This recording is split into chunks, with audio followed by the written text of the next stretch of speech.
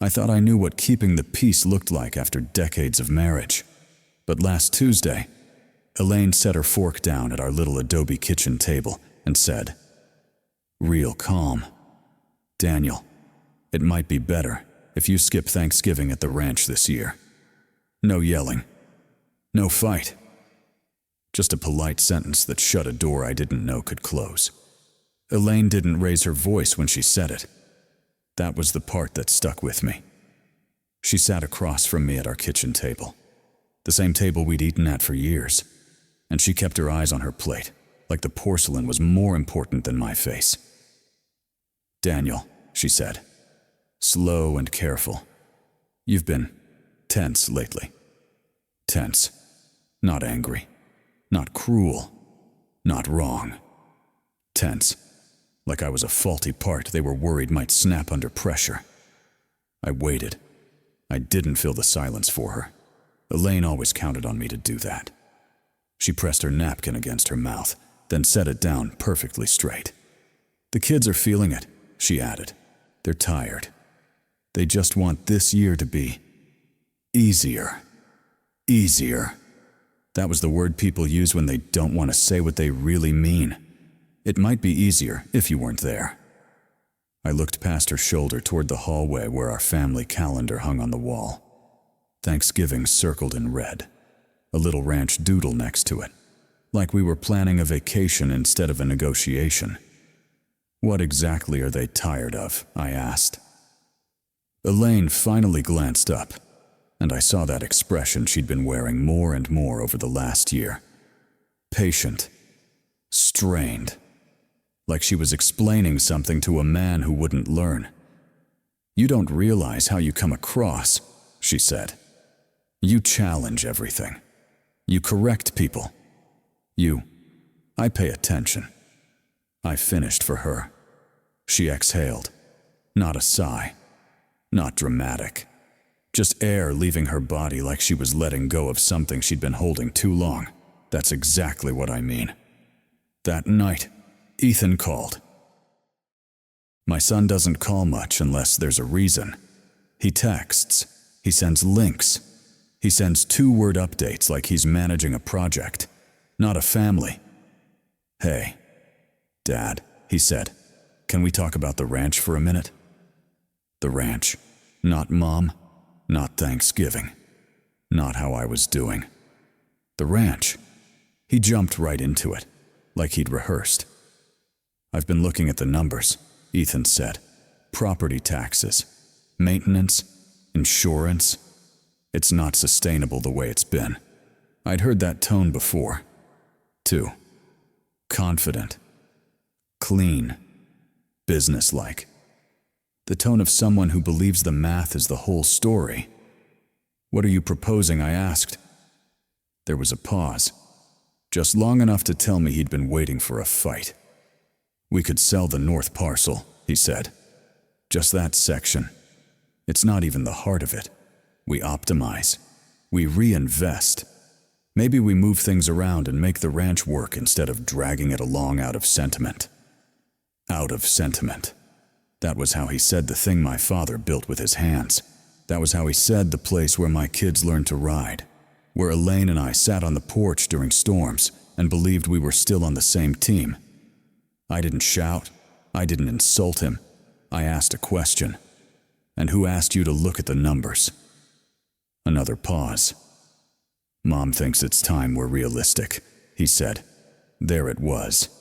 Not Ethan's idea. Not really.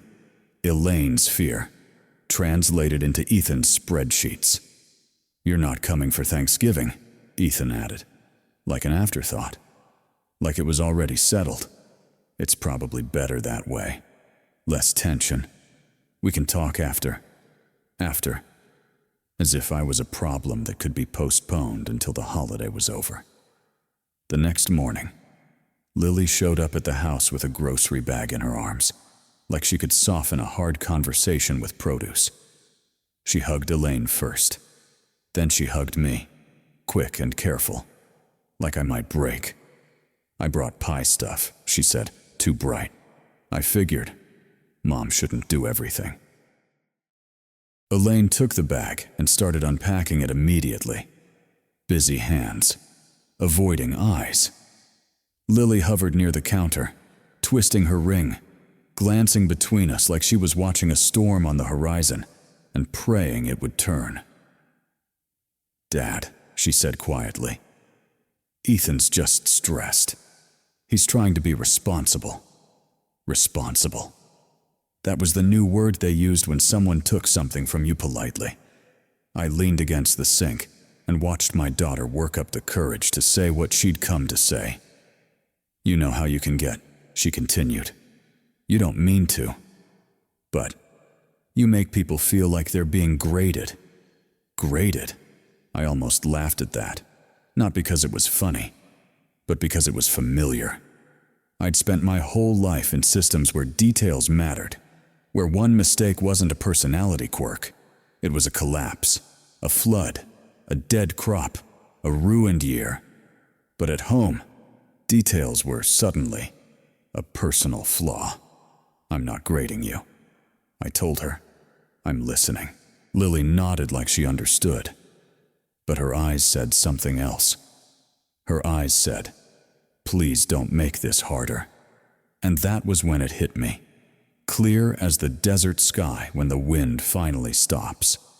They weren't talking to me like a husband or a father. They were talking to me like a variable, a risk factor, something to account for and manage so the plan could go smoothly. Elaine kept saying peace. Ethan kept saying numbers. Lily kept saying everyone's tired. And none of them were asking the simplest question. "What do you think, Dad?" Not because they wanted agreement, because they still believed my thoughts belonged at the table. When a family starts discussing you as a problem to solve, you stop being a person in the room. You become a condition, and conditions don't get invited to Thanksgiving. I didn't argue after Ethan's call, not because I agreed with him, because I could hear the plan in his voice. That calm certainty people get when they've already decided what you are. A complication, a mood, a problem to schedule around. That night, Elaine moved through the house like she was cleaning up a spill nobody could see. She wiped the counter twice. She straightened a chair that didn't need straightening. She checked the lock on the back door, and then checked it again. I sat in my usual spot and watched her hands stay busy. "Finally," she said, "can we not do this tonight?" "Do what I asked," Elaine exhaled, and she didn't look at me. "Turn everything into a debate," she said. "It's been a lot. Daniel, a lot. That's another word people use when they don't want to say what they're afraid of." She set her phone down on the table, screen facing down, like she didn't want me to see what was already there. Then she slid a folder across to me. Not dramatic, just quiet. I printed some numbers Ethan sent. She said, "Taxes, upkeep, projections." Projections, like we were talking about an investment property. Not land my father bled on. Not the place where my kids ran barefoot and came home with dust on their knees. I didn't open the folder right away. I looked at Elaine. "What else did he send?" I asked. She hesitated. "A small thing, but I saw it. He's worried about you," she said. "About me." I repeated. Elaine's fingers tapped the edge of the table, a steady rhythm like a metronome. "He thinks you're on edge," she said carefully. "The way you've been talking lately, the way you react." I didn't raise my voice. I didn't slam anything down. I asked, "Did you tell him that Elaine kept her eyes on the folder?" "I told him we've all been feeling it," she said. "That we've all been walking on eggshells." Eggshells. That was how they described living with me now. Like my presence was something fragile that might cut them if they stepped wrong. I leaned back in my chair and let the silence sit there. Elaine hates silence. She always has. Silence makes you hear your own choices. "The meeting's tomorrow," she added. What meeting, I asked, even though I already knew. She swallowed. Ethan and Lily are coming out to the ranch, she said. Just to talk things through. Nothing final. Just a conversation. Just a conversation. That's what people say when they want to control what the conversation is allowed to be. What time, I asked. Elaine finally looked at me then, and her eyes softened in a way that should have felt kind. But it didn't. It felt like the look you give someone before a procedure. Daniel, she said, I think it would be better if you didn't come. There it was again. Not the holiday this time. Not Thanksgiving. A meeting about our land, our future. And she was telling me, calmly, like she'd practiced it, that it would be easier without me in the room. I didn't say, you can't do that. I didn't say, I'm your husband. I didn't say, this is my ranch too, because when someone is already speaking like they're managing you, pleading just gives them more proof. Why, I asked. Elaine's shoulders dropped, like she'd been holding them up all day. Because you'll make it tense, she said. You'll push back. You'll question everything. And Ethan's trying to be responsible. Lily's already nervous. I just want one day where we can talk without it turning into you against them. You against them. I stared at that sentence for a second, like it was written on the wall, because that's not how families talk when they still believe you belong. That's how teams talk when they're planning around a liability. I stood up and took my mug to the sink. I rinsed it out. I set it on the drying rack. Small movements, the kind you do when you don't want your hands to shake. Elaine watched me, waiting for the explosion she'd built her whole argument around. I didn't give it to her. Instead, I said, when did this start? Elaine blinked. What? When did I stop being a person in the room? I said, and start being something you had to manage? She didn't answer. She didn't have to, because I could see it in the last year, like a trail of dust behind a truck. The way Ethan would talk over me and then call it moving fast. The way Lily would flinch at the word no, like disagreement was a threat. The way Elaine would translate my questions into accusations before I even finished speaking. It wasn't one fight. It was a slow shift, a new language, one where my opinions weren't arguments to consider. They were hazards to avoid. Elaine reached for my hand, then stopped halfway, like she wasn't sure she had the right anymore. I'm not trying to hurt you, she said. I know. I told her. That's what makes it worse. She frowned. How can that make it worse? Because nobody is being cruel. I said. Nobody is yelling. Nobody is slamming doors. You're all being reasonable. Elaine's face tightened, and in that reason, I continued. You've made space for everything except me. She opened her mouth, then closed it. The next morning, I didn't go to the ranch. I stayed home. I made coffee the way I always do. Same mug, same routine. I watched the sun lift over the flat horizon and turn the dust gold. Then my phone buzzed. A text from Ethan. Meeting went well. We'll loop you in after we decide next steps. Loop you in. After. Not with. After. And that's when I understood something I hadn't wanted to name. A marriage doesn't always end with a betrayal. Sometimes it ends with a polite sentence. Sometimes it ends the first time your absence is described as a solution. And once a family starts treating you like a variable in their plan, you're not a husband. You're a risk to manage. The day after the meeting, the house felt smaller. Not because anything had changed. Because now I knew what was happening when I wasn't in the room. Elaine went back to her routines like she always did. Coffee, laundry, A grocery list pinned to the fridge with the same magnet we've had since the kids were in school. Normal life. That's how families hide the things they don't want to name. Around mid-morning, I walked out back. The wind had picked up, the kind that carries grit in it and makes the sky look tired. I crossed the yard to the old shed behind the house. Most people call it a barn. It's not. It's a dented metal box with a crooked door, a padlock that doesn't really lock, and a smell like oil and sun-baked rubber. It's the only place that still feels like mine. Inside, everything was where I left it.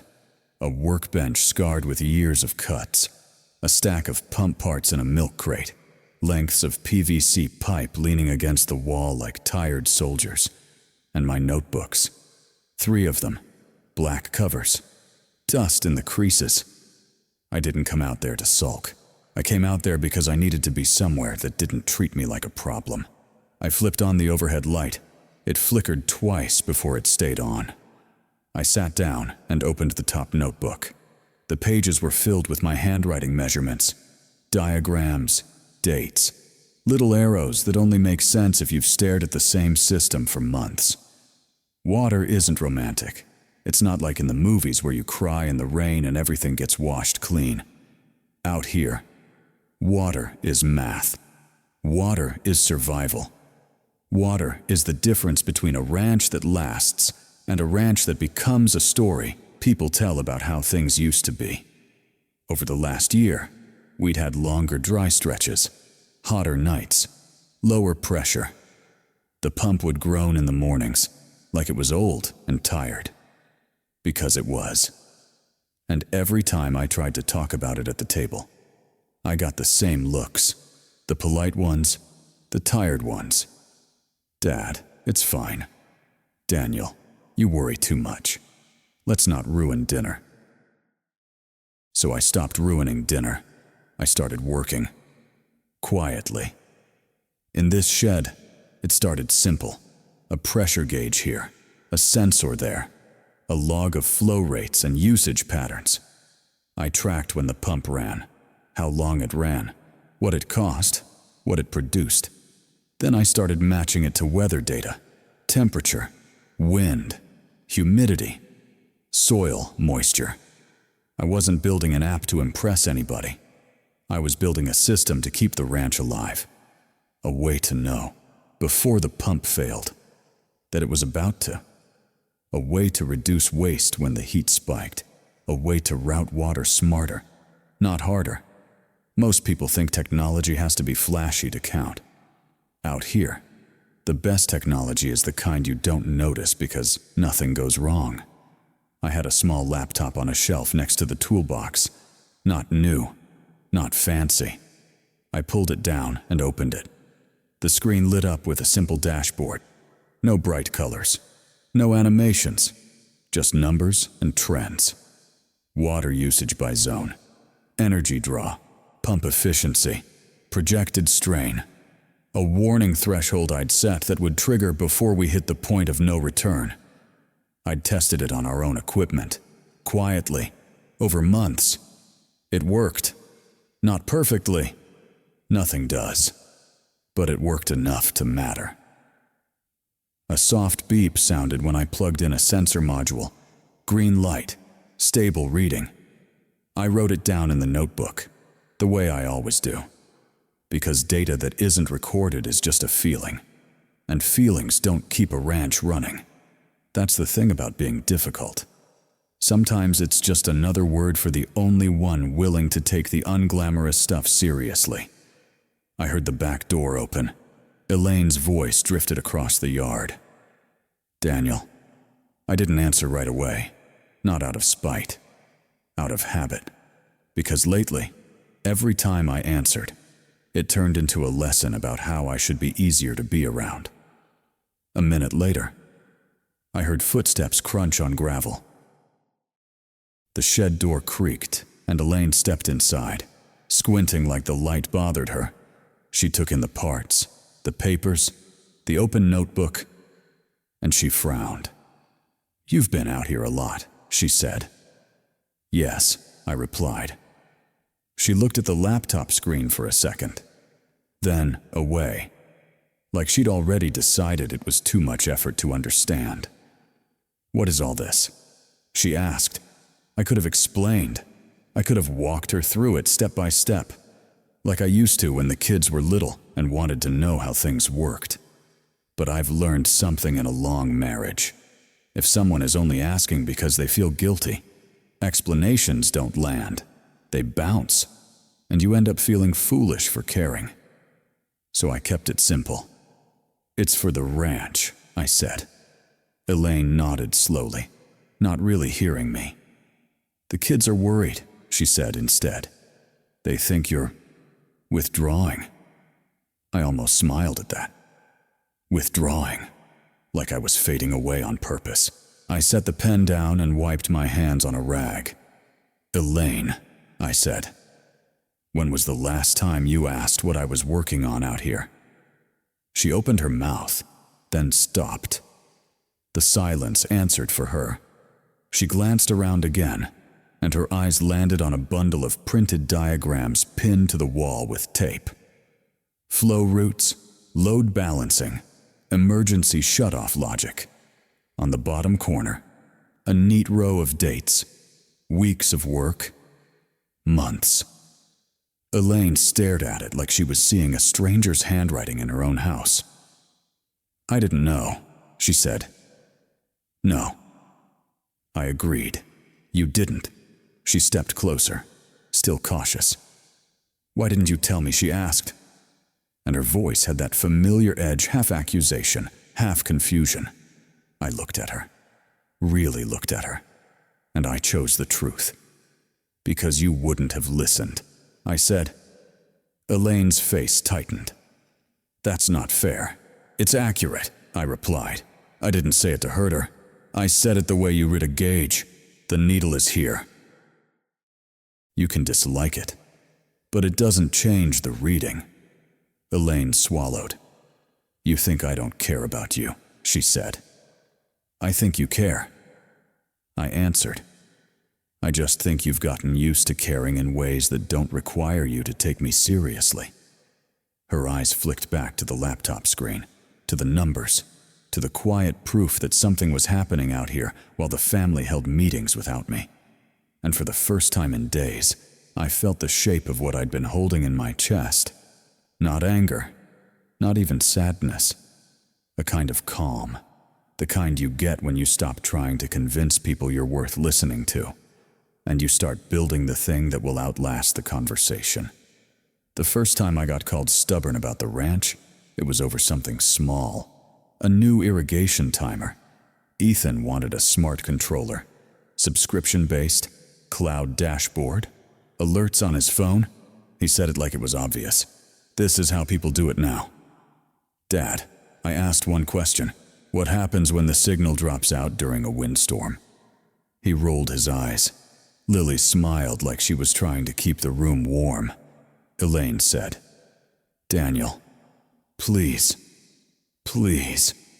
That word doesn't mean stop. It means don't make them uncomfortable. So I stopped. Not because I didn't care, because I saw what arguing was doing.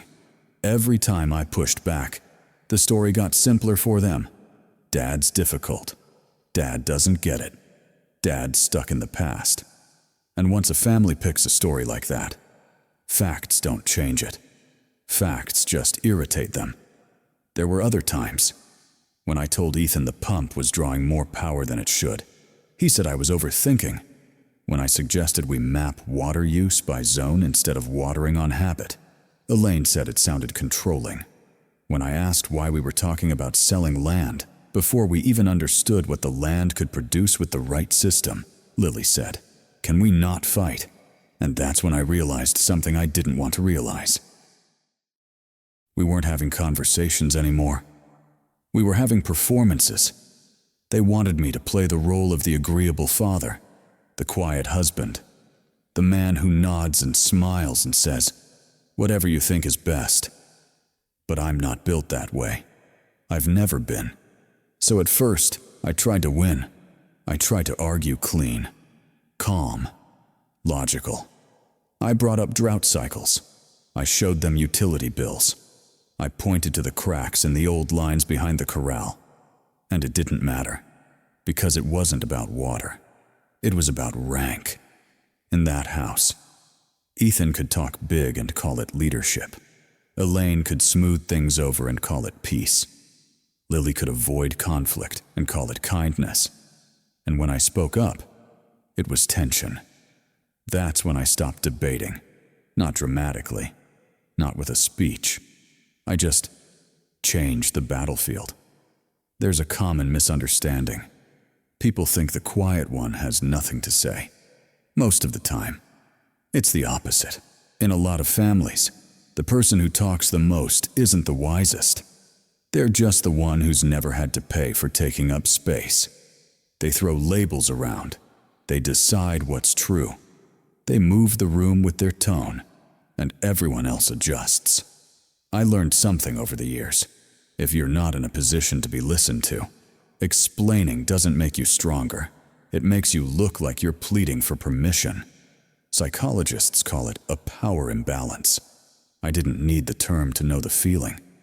You can hear it in the way people interrupt you, in the way they sigh when you start a sentence, in the way your question is treated like an attack. So I went quiet. Not the sulking kind of quiet, the working kind. I started treating the ranch the way I treated problems my whole life. Measure first, then speak. I set up sensors in places nobody noticed. I logged water draw at different times of day. I tracked energy spikes and pressure drops. I built models. Not pretty ones, useful ones. I ran simulations on different routing options. I tested small changes in one zone before touching the whole system. I compared costs, real numbers, not guesses. Not, I feel like. And I didn't tell anyone. Not because I was hiding. Because I'd learned that in my house. Explanation had become a form of self-humiliation. You explain. They smile politely. They don't really listen. Then they use your effort as proof you're obsessing. So I saved my words. I saved them the way you save water in a dry year. For when it actually matters. A couple weeks into that routine, Mark Alvarez stopped by. Mark and I go back a long way. We used to work the same side of the fence he did operations consulting for farms and small utilities. The unglamorous stuff nobody wants until it fails. He pulled up in a dusty pickup, stepped out, and looked around like he was taking inventory with his eyes. Still breathing out here, he asked. Depends on the week, I said. I didn't invite him into the house. I didn't offer coffee. We went straight to the shed. That's where the truth was. Mark leaned over the workbench, looked at my diagrams, and didn't say anything at first. He just followed the lines with his finger. He squinted at the numbers. He asked questions that mattered. How are you calculating loss? What's your error margin on the pressure sensor? Did you account for temperature swing at night? I answered him. Because he wasn't trying to manage me. He was trying to understand. After about 10 minutes, Mark sat back on an old stool and let out a low whistle. Daniel, he said. What? He turned the notebook toward him again, like he wanted to make sure he wasn't imagining it. You know what this is. It's a system. I said. It keeps the ranch from bleeding water and money. Mark shook his head. No, he said. It's bigger than that. I didn't react. I didn't lean into it. I just waited. Mark looked up at me with that rare expression men get when they're surprised by someone they thought they already understood. You built an optimization platform, he said, for water and energy. In a drought market. It's not a platform, I said. It's a platform, he interrupted. Not rudely. Firmly. And it works. I didn't argue with him. I just asked. So what? Mark tapped the notebook. So funds pay for this, he said. Not because it's fancy. Because it's necessary. He pointed toward the yard, toward the dry horizon. "Everybody out here is running out of water," he said, "and you're sitting on something they'd pay a lot to understand." I stared at him for a second. I could have laughed. A month ago, in my own kitchen, I was tense. I was difficult. I was the reason the holidays needed to be easier. Out here, in a dusty shed, with a man who spoke in numbers and consequences, I was something else. I was right, and for the first time in a long time, I didn't feel the urge to prove it out loud, because quiet isn't weakness. Quiet is what you choose when you're done wasting strength on people who only hear you after you win. Mark didn't say, "I told you so." He didn't clap me on the back like this was some movie moment. He just folded my notebook shut, like he was closing a tool case, and said, "You need to get this in front of the right people." I rinsed my hands at the spigot outside the shed. The water came out warm, mineral heavy. That's the kind of water you don't waste. Neither were the next few weeks. Mark set up a call for the following Tuesday. Phoenix, a firm called Red Mesa Capital. I didn't know the name. I didn't need to. I've met enough people in my life to know the difference between someone who wants to be impressed and someone who wants to be certain. Red Mesa didn't want a story. They wanted proof. The call was at 7:30 in the morning, their time. I sat at the kitchen table with a legal pad and a black pen. Same table where Elaine had used that careful voice on me. Same table where Ethan had talked about optimizing the ranch like it was a spreadsheet. I didn't mention the call to them. I wasn't being secretive. I was being efficient. When people decide you're unstable, everything you say becomes a reaction. So I stopped giving them reactions. A woman named Carmen opened the meeting. She didn't ask how I was doing. She didn't ask how the family was. She said, "Daniel, Mark sent over your initial numbers. Walk us through what the system actually saves." Not could save. Actually. So I did. I spoke in the same tone I used in the shed. No speeches, no emotion. Just what happened when we rerouted flow. What happened when we changed timing. What happened when we paired the pump schedule with energy draw. I read off the first figure and let it sit by itself. 22% reduction in water use in the test zone. Pause. Then the second. 14% reduction in energy cost during peak hours. Pause. Then the third. 30% drop in pump failures after we adjusted pressure thresholds. On the screen. 3 faces stayed still. No nodding. No wow. That wasn't their job. Their job was to find where I was wrong. A man named Graham asked about the assumptions in my model. He didn't try to trap me. He tried to stress test me. How does it behave under extreme heat? What happens when the well draw drops? Can the system scale without you standing there babysitting it? I answered each question the way you answer a mechanic. If you don't know, you don't bluff. If you do know, you say it once. Then you move on. They asked for the raw logs. They asked for photos of the installation. They asked for a second run in a different zone. They asked what would happen if this got deployed across multiple properties in a drought corridor. That was the part that landed. Not the ranch, the corridor. They weren't looking at my backyard. They were looking at the entire Southwest. And I realized something in that moment. The dinner table wasn't the only place I'd been fighting. It was just the loudest one.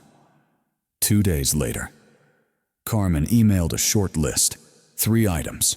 A request for a clean technical summary, a request for my IP filings, if any, and a request for an in-person meeting in Phoenix.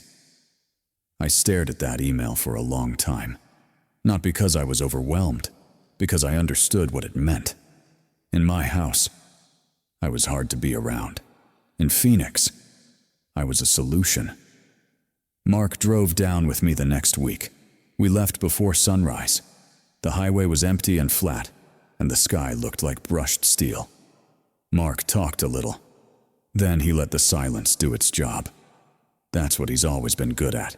He doesn't fill space just to prove he belongs in it. Red Mesa's office was cold, in the way money is cold. Glass walls, gray carpet, a receptionist who smiled like it was part of policy. They brought in 2 analysts with laptops, and a lawyer who never once used the word family. We sat in a conference room and pulled my work apart. Not cruelly, clinically. They asked where the system would fail. They asked how quickly it could be replicated. They asked what it would cost to deploy. They asked what kind of moat it had. That word, moat. It's how grown men describe safety. Not, do you feel secure? Do you have a moat at the end? Carmen slid a thin folder across the table. Memorandum of Understanding, she said. It wasn't a contract. Not yet. It was the frame of a contract. Enough to set a clock. Enough to set terms. Enough to tell me one thing clearly. They were serious. The number they floated was not small. Not life-changing money in a lottery sense. Life-changing money in a leverage sense. I didn't react. I didn't smile. I didn't do anything that could be misunderstood as greed. I asked one question. When does this go public? Carmen looked at the lawyer. The lawyer looked at his notes. Market open, he said. 5 mountain time. We prefer announcements when the system is awake. 5 a clean time. A quiet time. The kind of time when decisions get made before anyone has had a chance to argue about them. I signed the MOU. 1 page at a time. Initials where they told me. Mark watched me like he was watching someone step onto a bridge he'd built. On the drive back, my phone buzzed twice. Elaine asking where I'd been. Ethan saying he needed to talk about the ranch this weekend. I didn't answer while we were on the road. When we got home, the house was quiet. Elaine was in the kitchen with a dish towel in her hand, wiping a counter that was already clean. That's what she does when she's trying to feel in control. You went somewhere, she said. I had a meeting. I said. With who I could have said Phoenix. I could have said investors. I could have said the one thing that would make her eyes widen. But I didn't, because then it becomes a fight about the fight. And I was done playing that game. Ethan called the next day. He didn't ask how I was. He started with logistics. We're doing a family meeting Saturday, he said. About the land. About what we're going to do going forward. Okay, I said. There was a pause. Then he cleared his throat like he was putting on his reasonable voice. Mom thinks it might be better if you don't come, he said. Just so it doesn't turn into a thing. A thing. That's what they called my presence now. Not a person. A variable. A risk. I held the phone away from my ear for a second and looked out the window. The shed sat back there in the dust. Quiet. Patient. The kind of place that doesn't beg to be respected. It just works. I understand, I said. And I meant it. Because some battles can't be won at a table where the rules are designed to make you lose. So I stepped off that table. I let them hold their meeting without me. I let them talk about the ranch like I was a weather pattern. Because while they were trying to keep the peace for one weekend, I had already set something in motion for 5 Thanksgiving morning. I didn't drive anywhere. No dust trail out to the ranch. No cooler in the back. No folding chairs. No loud greetings that sound warm but don't land that way anymore. I stayed home. I got up before the sun, the way I always do. And I made coffee in the same dented pot I've had for years. The house was quiet in a way it never used to be. Not peaceful. Just empty. I didn't call Elaine. I didn't text the kids.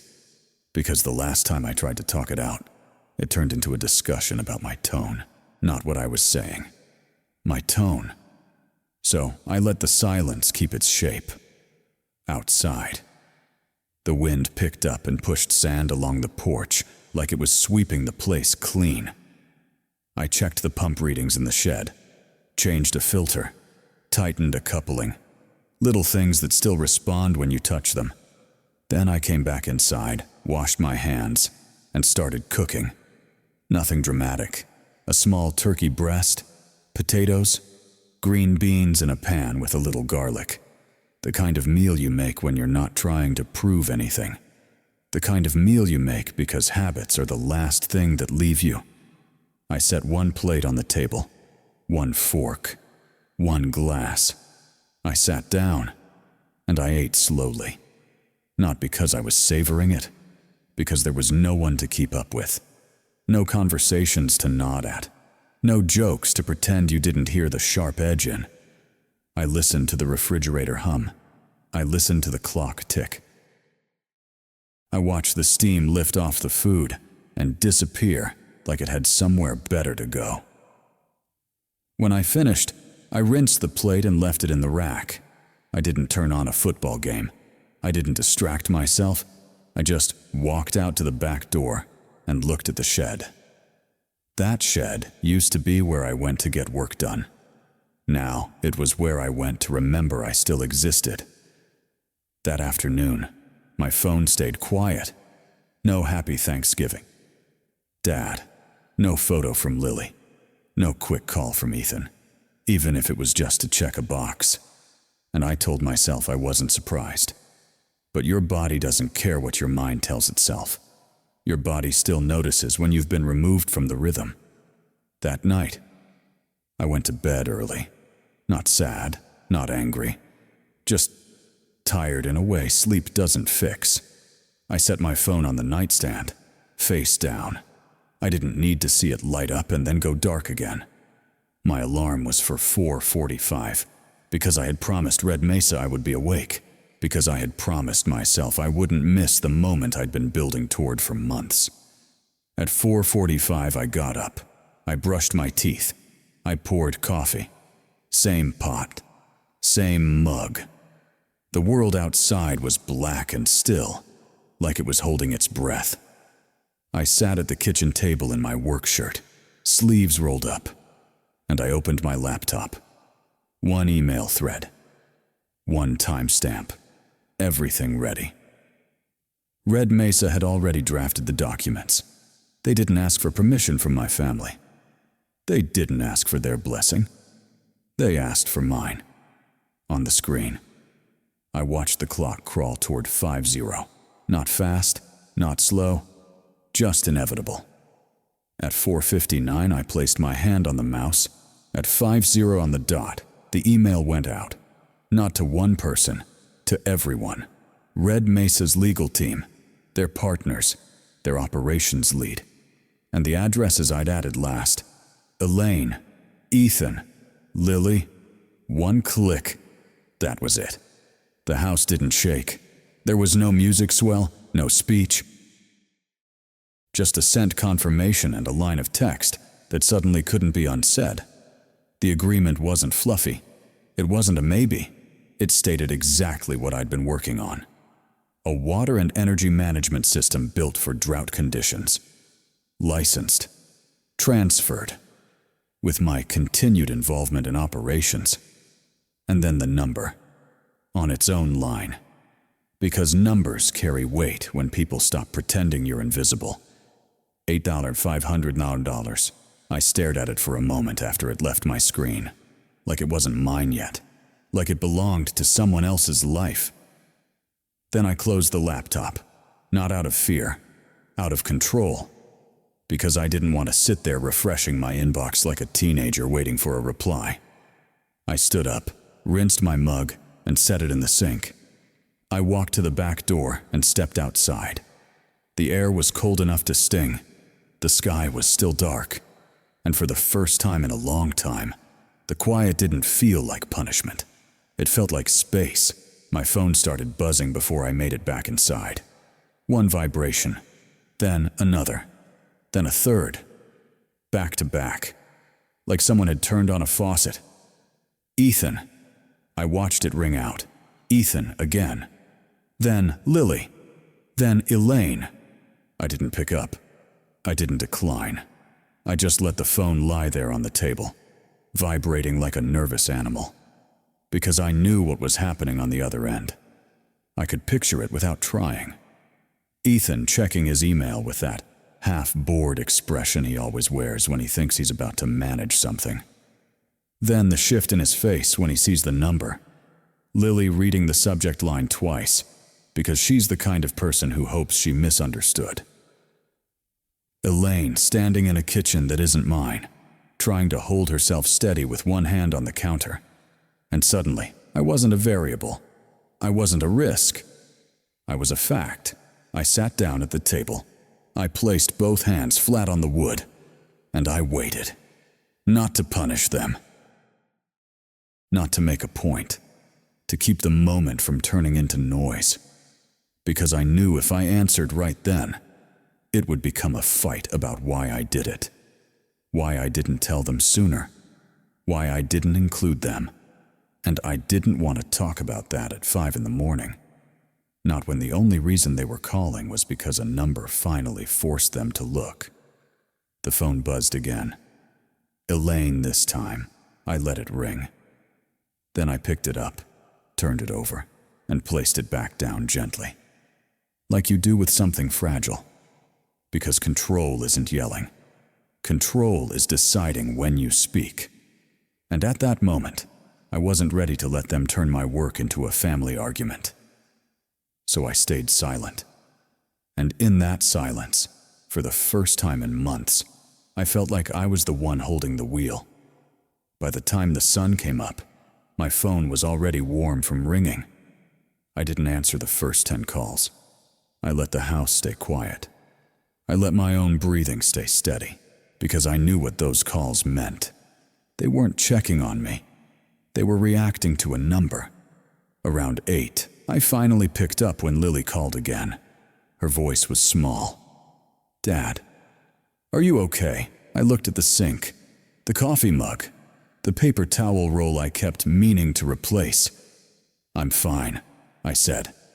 There was a pause on the line, like she was trying to find a sentence that didn't sound selfish. "Ethan's freaking out," she said. "Mom's crying. They're saying you didn't have to do it like that." I didn't correct her. I didn't explain the last year, the meetings I wasn't invited to, the tone they used when they talked about me like I was a weather pattern. I just said, "I didn't do anything to them." Another pause. Then Lily asked the question everyone asks when they're scared of the answer. "Why didn't you tell us?" I could have said, "Because you didn't want to hear it." But that would have turned it into a fight about feelings. So I said the only thing that was true without being cruel. I got used to you all deciding things without me. When I hung up, I sat there for a while. Not angry, not satisfied, just aware. Because something had shifted overnight. And it wasn't just money. It was attention. It was the way my name suddenly had weight again. That afternoon, they drove to my house. All 3 of them. Elaine came in first. She looked tired in a way makeup doesn't fix. She didn't sit down right away. She hovered by the counter like she didn't know what belonged to her anymore. Ethan followed, already talking before the door was fully shut. "Dad, what is this Red Mesa 8.5 million? Why are we finding out like everyone else? He said I'd done this to the family, not for it." Lily stayed near the doorway, eyes moving between us like she was tracking a storm. I didn't raise my voice. I didn't tell Ethan to calm down.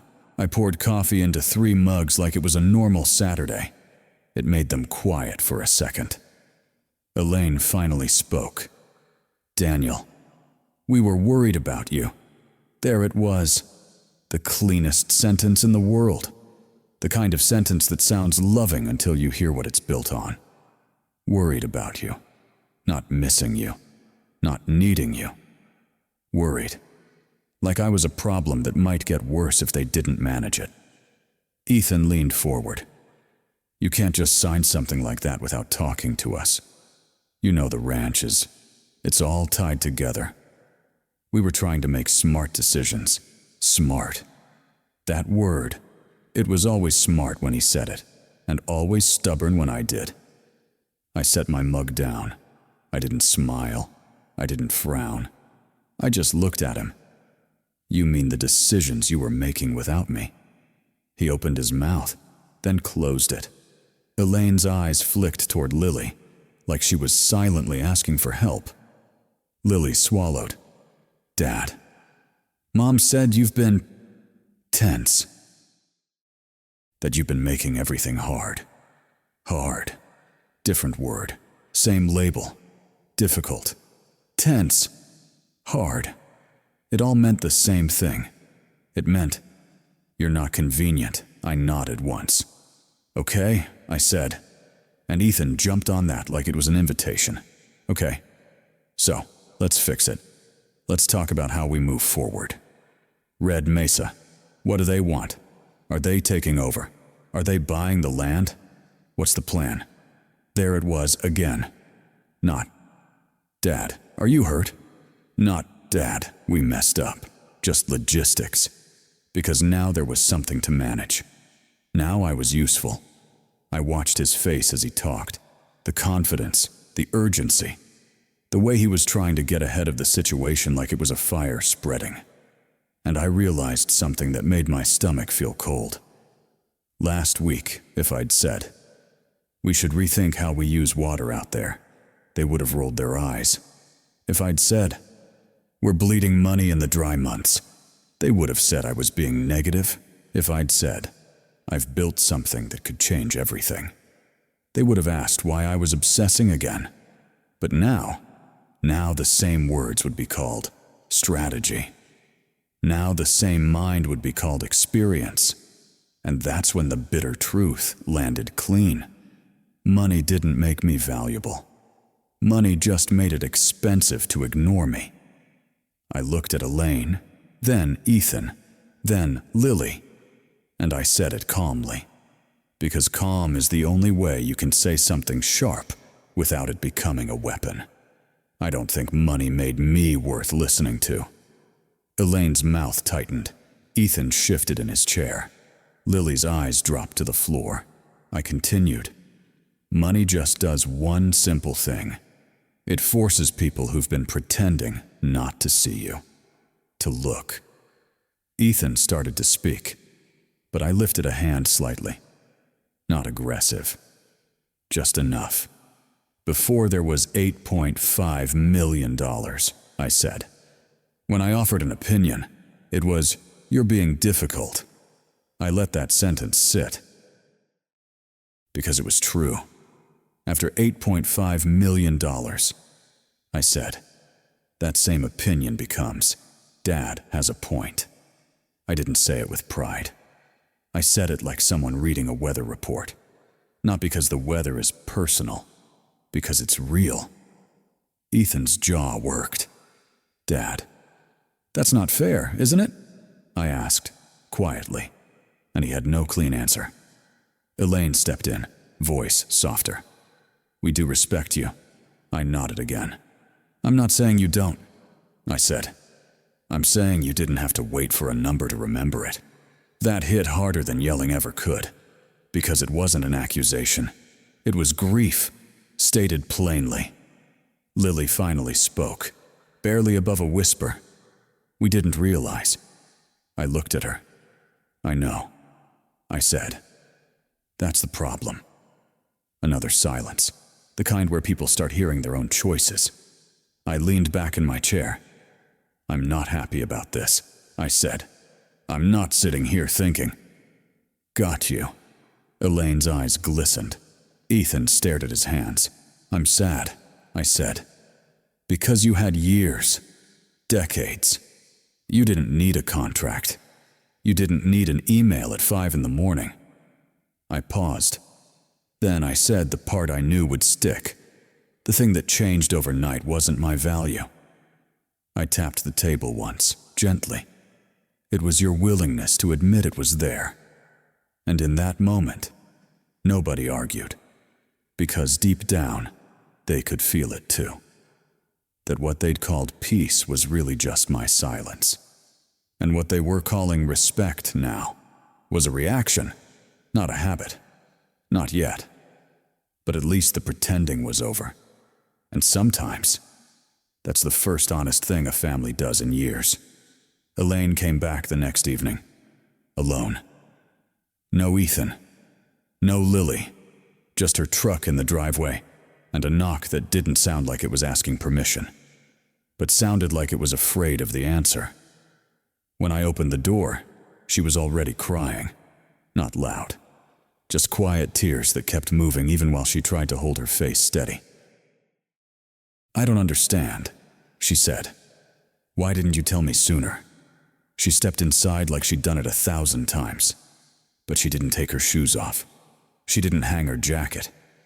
She stood in the middle of the living room, like she wasn't sure she still belonged there. I didn't rush to fix it. I didn't say, "It's okay." I just waited until her breathing slowed a little.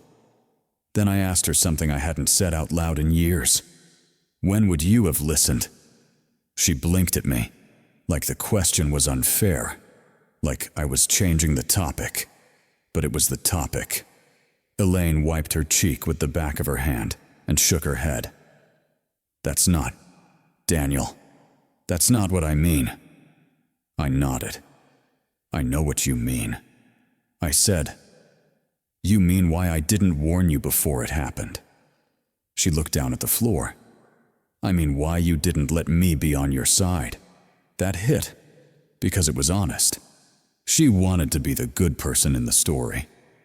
The steady wife. The bridge.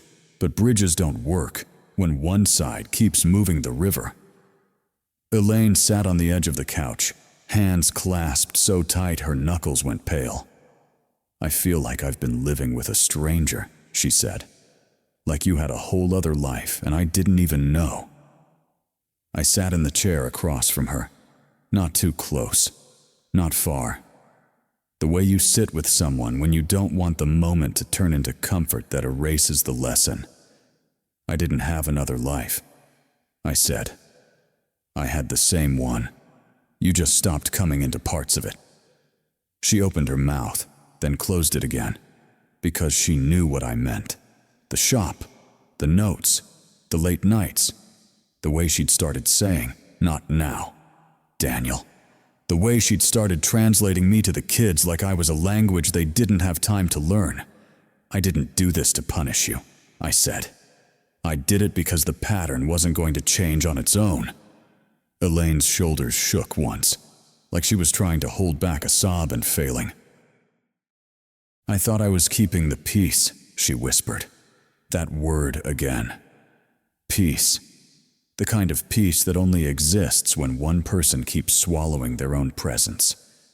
I let the silence sit. Then I said, softly, "Peace," for who Elaine looked up at me like she wanted to argue, but her face couldn't find a lie to stand on. And that's when I felt something shift inside me too. Because here's the uncomfortable part. I've spent years telling myself I was just being honest.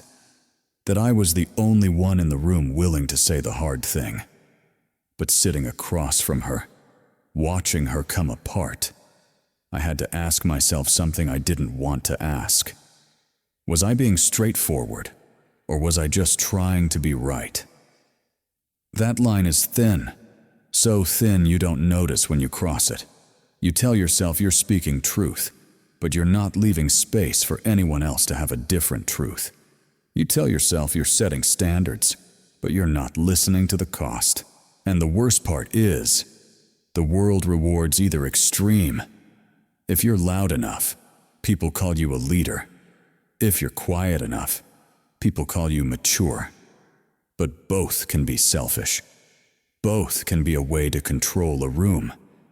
That night, after Elaine left, I went out back to the shed, not to work, just to be where I could hear myself think. The desert air was cold, The sand made that soft scratch sound under my boots. I stood there with the door half open, looking at the sketches on the wall, and I asked myself the question I'd avoided for years. Did I make it impossible to disagree with me? Did I give them honesty? Without giving them dignity, I didn't like what came up, because the answer wasn't clean. I knew I wasn't wrong about the ranch. I knew the numbers. I knew the risks. But there were times I said it like a verdict instead of a conversation. There were times I didn't just want the right outcome. I wanted them to admit I'd been right all along. And wanting that is human, but it's also dangerous, because in a family, needing to be proven right can turn into its own kind of control. The next morning, my phone buzzed with an email from Red Mesa. Subject line, plain, final execution packet. I opened it at the kitchen table. Coffee. One slice of toast that went cold while I read. The first pages were what I expected. Signatures, schedules, the operating rights for the system, the payout terms. Then I got to an attachment I hadn't seen before, a copy of a water rights filing. I scrolled, and my thumb stopped, because there it was. My name, Daniel Moore. As the recorded holder of the groundwater use permit tied to that property, I read it twice, thinking I had it wrong. I didn't. Years ago, when my father was still alive, he'd put things in place during a refinance and a drought scare. Everyone assumed it had been updated when the ranch papers got cleaned up. Everyone assumed it had been folded into the family trust. It hadn't. It was still under me. Not the land, not the house, the water. The thing you don't feel like you own until the day you realize you can't survive without it. I didn't feel triumph. I felt clarity. Because that document wasn't a threat. It was a structure. It was a boundary that didn't require me to raise my voice.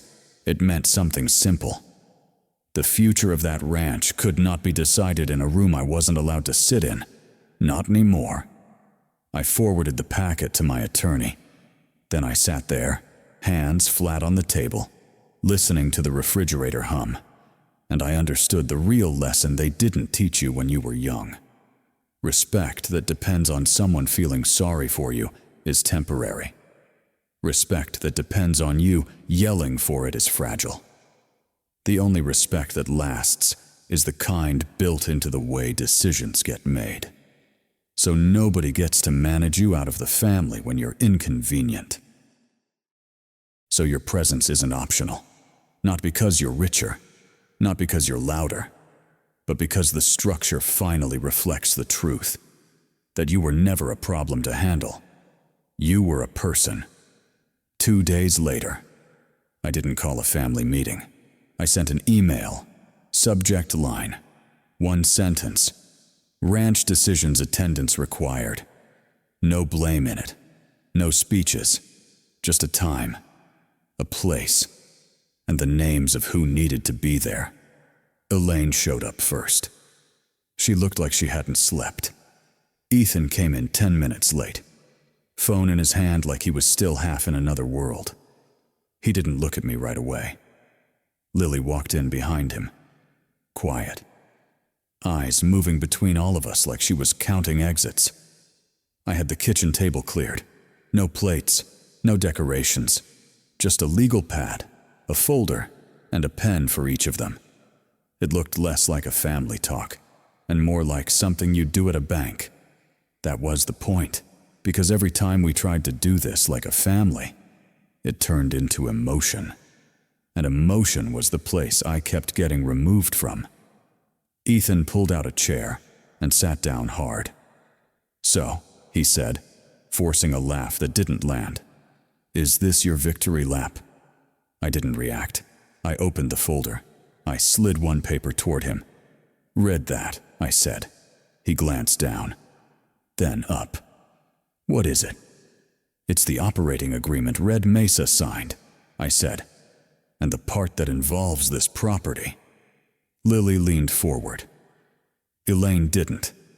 Elaine already knew what paperwork felt like when it walked into a room.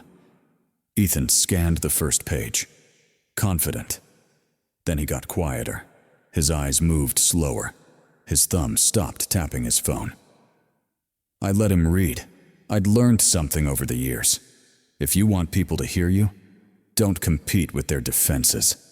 Let the facts do the work. When Ethan finished, he set the paper down carefully, like it could cut him. That's a lot of money, he said. I nodded. Then I slid the second document toward him. He didn't reach for it right away. What's that one? Water rights, I said. That got his attention. Because in New Mexico, land is pride. Water is survival. He picked it up and read the header. His face changed. Not anger. Confusion first. Then something like panic, trying to hide inside a grown man's posture. This is still in your name, he said. It never left. I said. Lily put her hand over her mouth. Not dramatic, just instinct. Elaine closed her eyes for a second, like she was replaying every moment she'd said. Let's just keep things calm. Ethan looked at me like I'd pulled a weapon, but I hadn't. I hadn't threatened anyone. I hadn't raised my voice. I'd just brought the real structure into the room. And suddenly, the structure wasn't on his side anymore.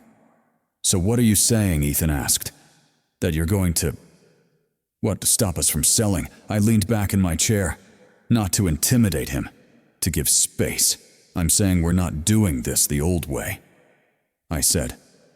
The old way, he snapped. You mean when everyone had to tiptoe around you? Lily flinched. Elaine's shoulders tightened, and I could feel the old pattern trying to wake up. The one where Ethan throws a label, and everyone rushes to manage me. I didn't take the bait. I kept my voice level. The old way, I said, is where decisions happen when I'm not in the room, and then someone explains them to me like I'm a child. Ethan opened his mouth. I held up my hand, not as a stop sign, as a boundary. I'm going to finish, I said. Silence. Then I laid it out. Here are the choices.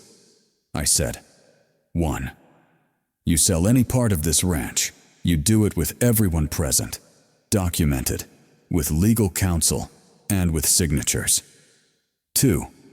We restructure operations instead of chopping land. We use the system. We take the partnership. We protect the water. Either way, I said, the days of whispering about me in another room are done. Ethan's jaw clenched. You can't just... I can... I said calmly, because you already did. That landed. Not because it was clever, because it was true. Ethan stared at the table, and for the first time, I watched him feel what it was like to be on the outside of a decision, not rejected as a person, just removed as a voice. It's a specific kind of cold, and when it hits you, you stop talking fast. You start listening. Lily cleared her throat. Her voice was small, but it didn't shake. We treated Dad like a risk, she said. No drama, just a sentence that sounded like it had been sitting in her chest for years. Ethan looked at her, offended. Lily didn't look away. We didn't ask what he was building, she said. We didn't ask what he knew. We just kept asking how to keep things easy. Elaine's eyes filled again. She didn't argue with Lily. She just whispered. I thought I was protecting us, and Lily said, gently, Mom, protecting us from what? From hearing him. Elaine's face crumpled. Because that's the lie peace-loving people don't want to face. Sometimes keeping the peace is just picking who gets to be uncomfortable. And for a long time, that person was me. I looked at Ethan. I didn't need an apology. Apologies are emotional. They can be sincere and still change nothing. What I needed was a new rule, a new mechanism. That's all this is. I said. A mechanism, Ethan scoffed. But weaker now. So you're just going to lawyer us into respect? I shook my head. No, I said. I'm going to grow us into respect. Then I paused, because this was the part that mattered. There are two ways to answer being dismissed, I said. One way is to fight it head on. You argue, you yell, you demand fairness. That feels good for about 10 minutes. And then you're just the difficult one again. I let that sit. Second way, I said, is the grown-up way. You don't insult anyone. You don't beg. You don't perform pain. You bring the facts, the rights, the roles, the signatures, and you build a structure where disrespect can't hide behind good intentions anymore. Ethan swallowed. Lily stared at her pen like she'd never seen a pen before. Elaine breathed out, long, like her body finally understood what the cost had been. I slid the legal pad toward Ethan. Write down what you want. I said, sell or restructure? And then write down how we're deciding it. Who's present? Who signs? Who's accountable? He hesitated. Then he picked up the pen. It wasn't a surrender. It was the first adult move I'd seen him make in a long time. And that's the part people miss. Standing up isn't about winning against your family. It's about ending the habit of disrespect inside your family. So the next time someone says, "It would be easier if you weren't here," they don't get to say it like it's kindness. They have to say it like what it really is. A decision. And now, decisions require all of us. A year went by. Not the kind people post about. No matching sweaters. No big speeches. No miracle dinner where everyone cries and hugs. Just work. The ranch still needed water. The pumps still broke at the worst times. The wind still pushed dust into every crack of the barn door. And I still woke up early. Most mornings. I'm in the old shed behind the house. Same place. Same notebook. Same coffee in a chipped mug I should have thrown out 10 years ago. I still write things down the way my father taught me. Dates. Numbers. Repairs. What worked. What failed.